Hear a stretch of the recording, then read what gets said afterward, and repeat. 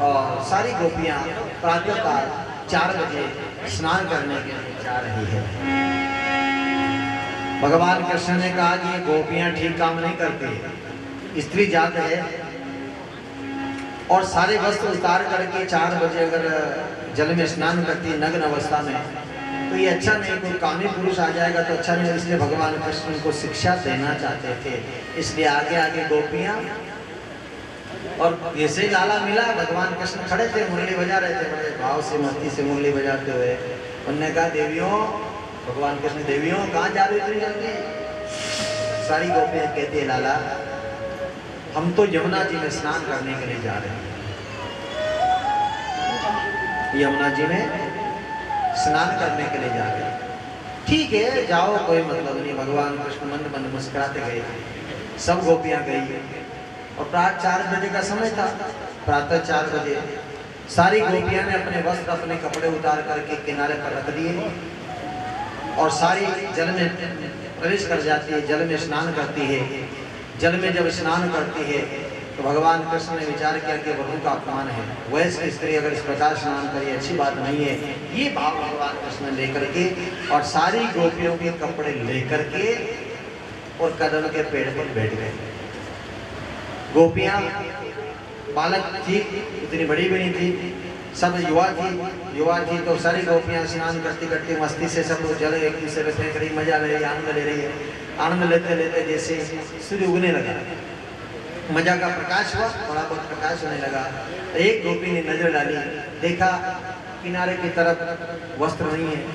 अब स्त्री जाती है और वस्त्र अगर ना मिले तो फिर क्या हाल होगा बता दो। सारी गोपियां अरे देख देख देख देख हमारे कपड़े कौन ले गया, देख हमारे कपड़े नहीं है, कपड़े नहीं है। सारी गोपियां अर्धनग्न अवस्था में आधी जल के भीतर खड़ी है, तन पर कपड़ा नहीं है, कंठ पर जल में खड़ी गोपियां हाथ जोड़ करके प्रार्थना कहने लगी अब क्या होगा, हम जल के बाहर जाए तो कैसे जाए, प्रातः हो गया। समय जब आए तब अंधेरा था लेकिन प्रातः काल हो गया। सारी गोपियां दुखी हो गई, मन ही मन विचार करने लगी। इधर मेरे भगवान कन्हैया ने विचार किया कि गोपियां बहुत दुखी हो गई है तो भगवान कृष्ण ने अपनी मुरली निकाली कमर से और उस कदम की पेड़ पर से चिड़ची निगाह से देख रहे थे क्या कर रहे थे गोपियां निकले कि नहीं निकले। भगवान कृष्ण ने अपनी मुरली को बजाना वहीं से प्रारंभ कर दिया। जोर से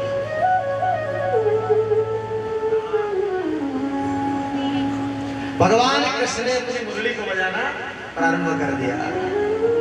भगवान कन्हैया ने मुरली बजी तो गोपियां कहती देख देख देख देख देख वो फूल जैसा वो धोती नजर आ रही, उसकी पीली पीली धोती। भगवान कृष्ण बैठे मुरली बजा रहे मस्ती से। सारी गोपियां भगवान कृष्ण से कहती कन्हैया ये वस्त्र हमें वापस दे दो। भगवान कृष्ण कहते हैं ले लो, ये पड़े हैं कपड़े कदम की रात, ये पड़े हैं घर, और क्या उठा ले। बड़ी सुंदर कथा आती बात। सारी गोपियां प्रार्थना करती कन्हैया हम कैसे ले, तुम पुरुष हो हम नारी हैं। प्रातः काल होने लगा, हम जल के बाहर कैसे अर्धनग्न हैं, आधे कपड़े हैं हमारे पास, आधे कपड़े नहीं है। बड़े भाव से गोपियां कन्हैया से प्रार्थना करती लाला ले गयो चीर मुरारी मेहारी शाह जल जमुना के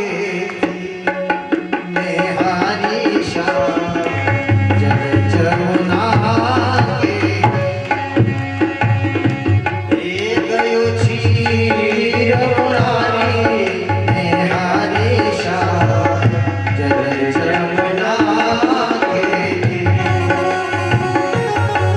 मेहारी शाह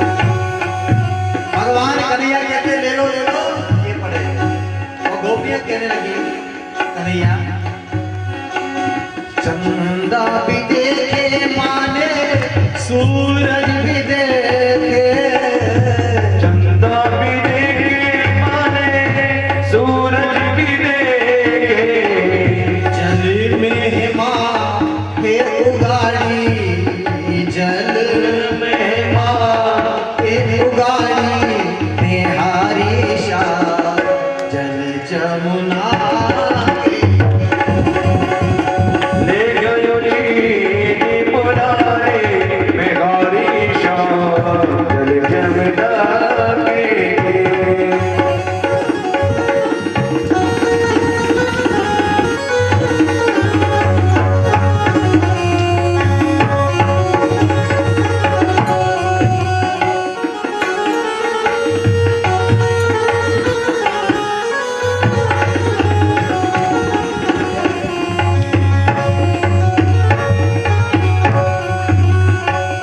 चंदा भी देखे माने सूरज भी देखे, चंदा भी देखे माने सूरज भी देखे, जल में आ उगाड़ी निहारी शाह जमुना के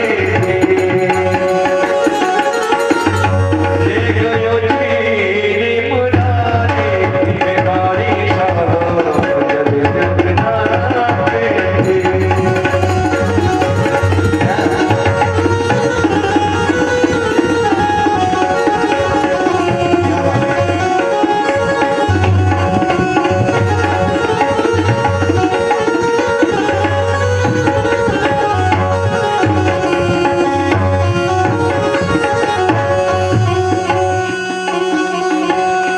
ले गयो छी मुरारी निहारी शाह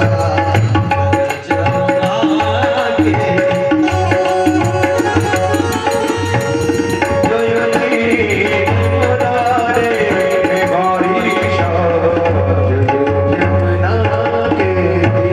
भगवान वाली याद आने लगी। ले लो बस 5 मिनट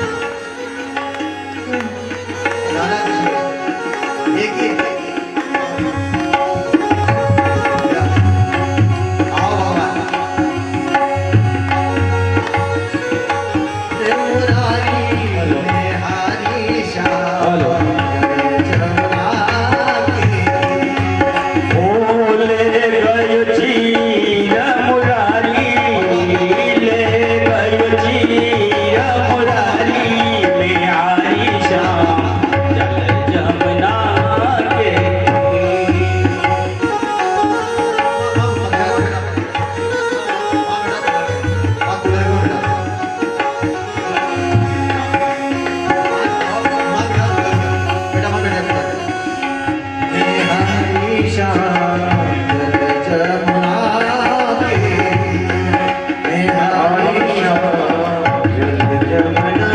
के। भगवान कन्हैया इसी समय में हारी शाम जल जमुना देखती है, सारी गोपियां दुखी हो जाती है। भगवान